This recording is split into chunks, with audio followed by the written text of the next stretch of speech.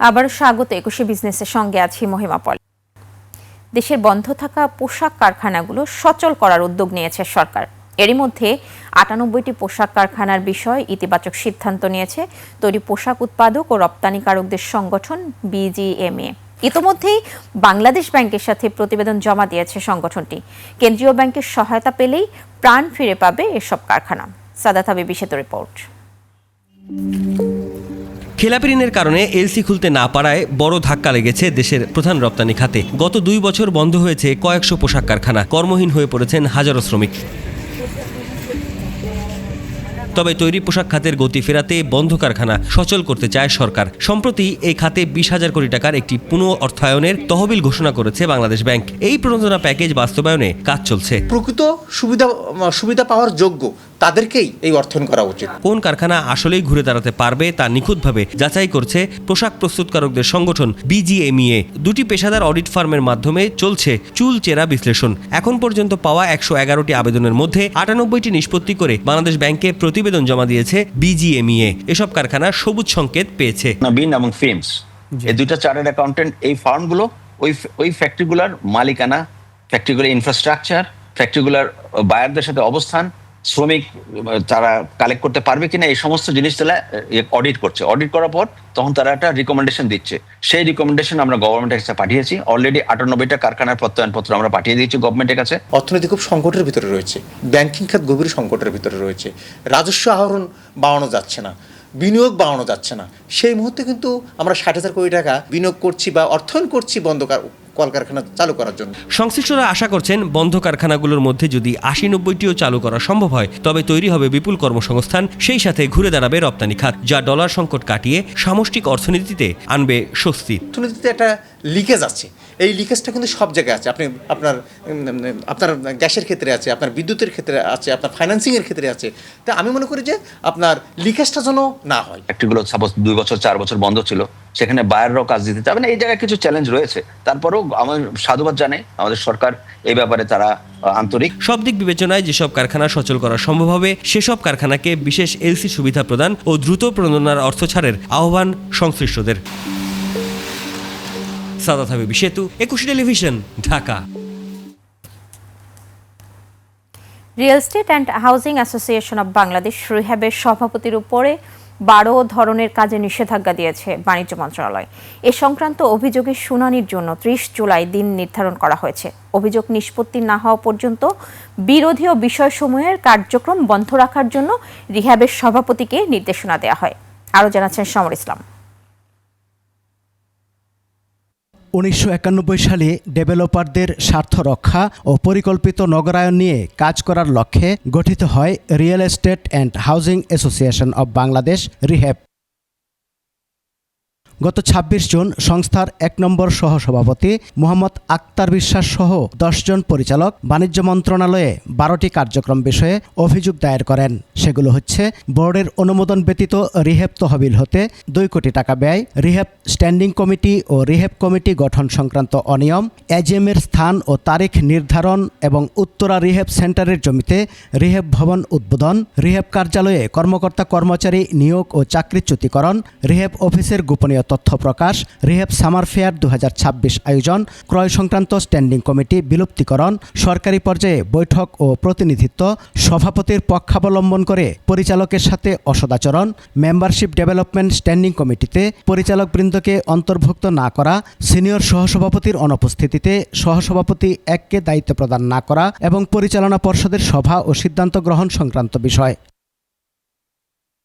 আবেদনের প্রেক্ষিতে ২৮ জুলাই মঙ্গলবার বাণিজ্য মন্ত্রণালয়ের সিনিয়র সহকারী সচিব আশরাফুল সিদ্দিক স্বাক্ষরিত এক চিঠিতে শুনানির জন্য নোটিশ দেওয়া হয়।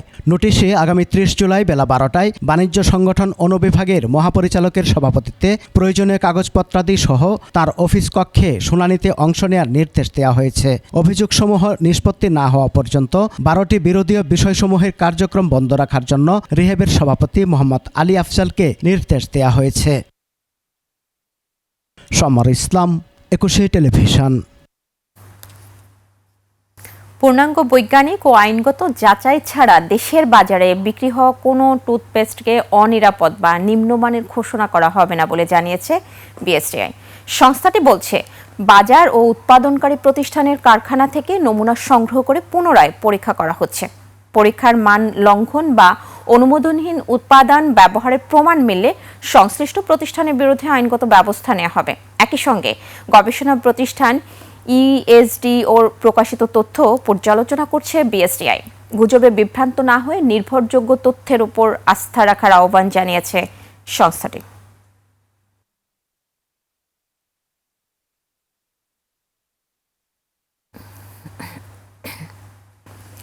সবজি উৎপাদনের জন্য খ্যাত রংপুর, অথচ ভরা মৌসুমেই সেখানে অস্বাভাবিকভাবে বেড়েছে কাঁচা মরিচের দাম। পাইকারি বাজারে কেজি ৩০০ টাকা আর খুচরা বিক্রি হচ্ছে ৩৫০ থেকে ৪০০ টাকায়। দাম বৃদ্ধির কারণ নিয়ে ধোঁয়াশা থাকলেও ভোক্তা অধিকার বলছে বিষয়টি তাদের জানা ছিল না। রংপুর বিভাগীয় প্রতিনিধি লিয়াকত আলী বাদলের তথ্য ভিডিওতে ডেস্ক রিপোর্ট। সবজি উৎপাদনের অন্যতম অঞ্চল রংপুর, কিন্তু মাত্র ৩ দিনের ব্যবধানে কেজি প্রতি ৭০ টাকা কাঁচামরিচের দাম বেড়ে এখন পাইকারি বাজারেই পৌঁছেছে ৩০০ টাকায়। খুচরা বাজারে সেই মরিচ বিক্রি হচ্ছে ৩৫০ থেকে ৪০০ টাকা কেজি দরে। ভরা মৌসুমে এমন অস্বাভাবিক মূল্য বৃদ্ধিতে বিপাকে পড়েছেন সাধারণ ক্রেতারা। শুধু কাঁচামরিচ নয়, আলু সহ বিভিন্ন ধরনের সবজির দামও বেড়েছে প্রায় দ্বিগুণ। এতে নিত্য প্রয়োজনীয় বাজার করতে গিয়ে হিমশিম খাচ্ছেন নিম্ন ও মধ্যবিত্ত আয়ের পরিবারগুলো।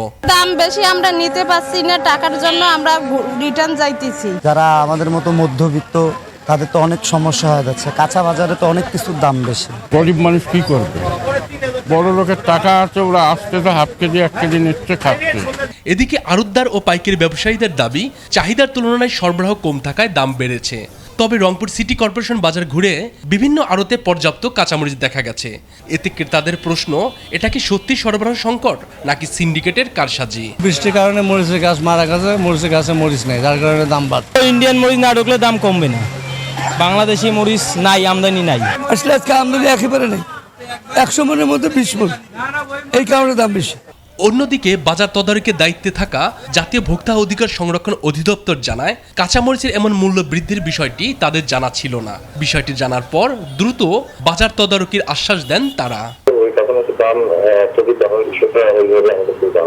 সাধারণ মানুষের প্রত্যাশা, কার্যকর বাজার তদারকি ও দ্রুত প্রশাসনিক পদক্ষেপের মাধ্যমে কাঁচামরিচ সহ নিত্য প্রয়োজনীয় পণ্যের বাজারে ফিরবে স্বস্তি। এখন দেখার বিষয়, সংশ্লিষ্ট কর্তৃপক্ষের উদ্যোগে কমে কিনা এই আগুনঝরা দাম। মনোয়ার হুসাইন, 21 টেলিভিশন। দেশের বিভিন্ন অঞ্চলে পাইপলাইনের গ্যাস সংকট আরও তীব্র হয়েছে। গাজীপুরে শিল্প কারখানা ও সিএনজি স্টেশনগুলোতে স্বাভাবিক 15 PSI এর পরিবর্তে গ্যাসের চাপ নেমে এসেছে মাত্র 1 থেকে 1.5 PSI-তে। এতে উৎপাদন ব্যাহত হচ্ছে, অনেক কারখানায় মেশিন বন্ধ রাখতে হচ্ছে। ময়মনসিংহেও একই চিত্র। দীর্ঘ সময় অপেক্ষা করেও গ্যাস না পেয়ে দুর্ভোগে পড়েছেন চালকরা। কিছু সিএনজি স্টেশনের বিরুদ্ধে অনিয়ম ও অতিরিক্ত অর্থ নেয়ার অভিযোগও উঠেছে। তবে তিতাস গ্যাস কর্তৃপক্ষ জানিয়েছে, আগামী 7 থেকে 12 দিনের মধ্যে পরিস্থিতির উন্নতি হতে পারে। এদিকে পাইপলাইনের গ্যাস সংকটের মধ্যেও নীলফামারীতে এলপিজি সরবরাহ স্বাভাবিক রয়েছে। ডিলারদের দাবি, চাহিদা কিছুটা বাড়লেও বাজারে সিলিন্ডারের কোনো সংকট নেই।